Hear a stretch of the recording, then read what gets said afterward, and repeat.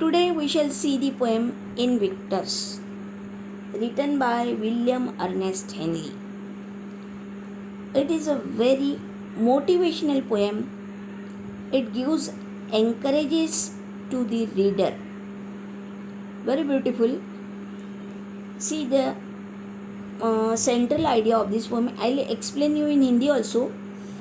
Central idea of this poem revolved around the poet's struggle and hardship that he had encountered at a very young age, and how, in spite of all these trials and tribulations, he fought with resilience to not only overcome them but also develop an attitude where he believes that no matter what the situation is, he will always be in full control of his life.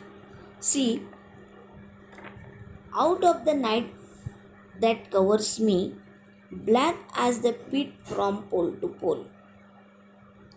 I tell you, when the poet was child, he was injured in his leg.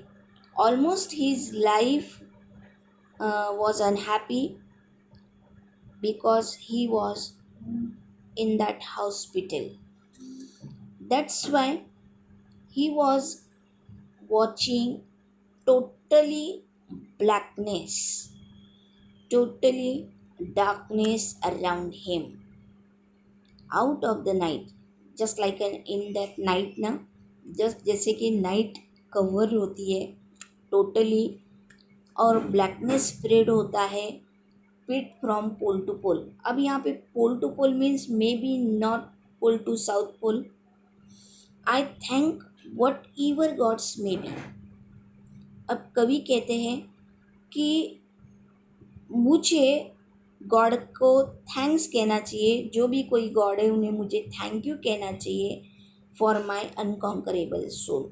May be मेरे life में अंधेरा है, I am not able to wake up, I am not able to walk, but till my soul is strong, it is an unconquerable. See, in the fell clutches of circumstances, maybe I trapped in the situation,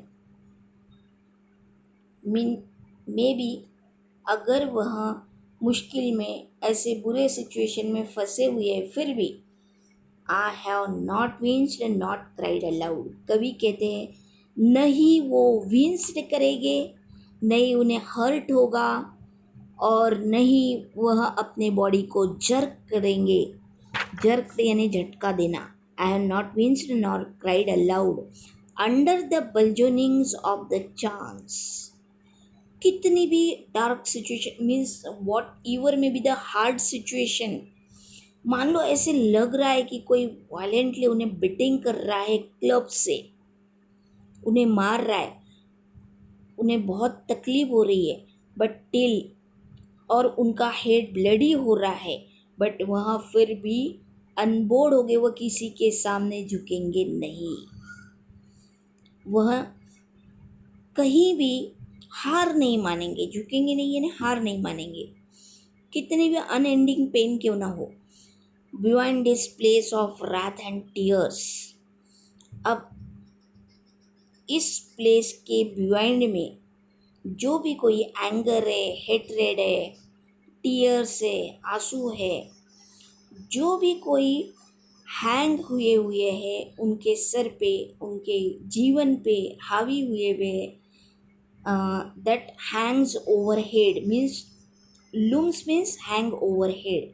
जितना भी कोई मुश्किलें उनके sir पे टंगी हुई है, but the horror of the shade, कितना भी हॉरर क्यों दुख की छाया क्यों ना हो, कितनी भी डरावनी छाया क्यों ना हो, and yet the menace of the years, and yet जो थ्रेट है, डर है ऑफ द ईयर्स का, finds and shall find me unafraid.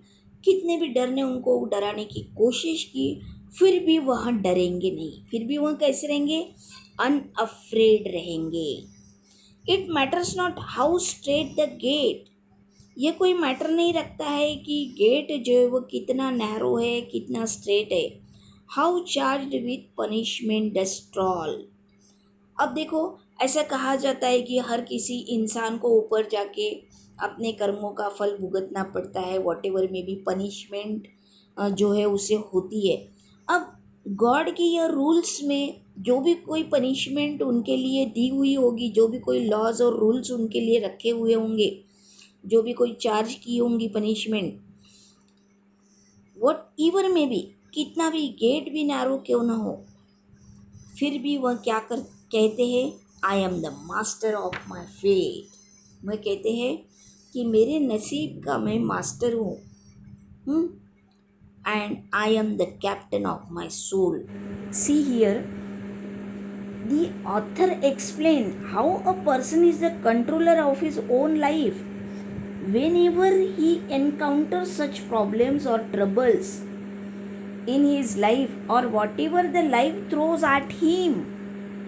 He knows that he is the captain of his soul and he can manage his own life.